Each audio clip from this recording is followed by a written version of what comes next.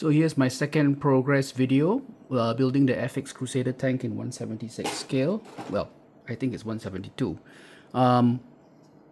So in the previous video, I showed you the lower hull being assembled and the parts being prepared. So this is what it looks like now. Base plate, side pieces have all been installed, back piece already, and glasses.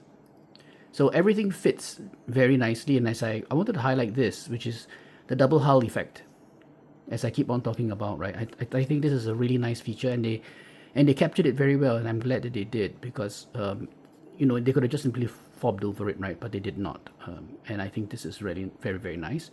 I think it was a good idea for me not to use the lugs, because then everything sits neatly. I remember building it when I was a kid, younger, and I remember realizing that there was something not quite right, and everything just didn't fit after that because these bits did not.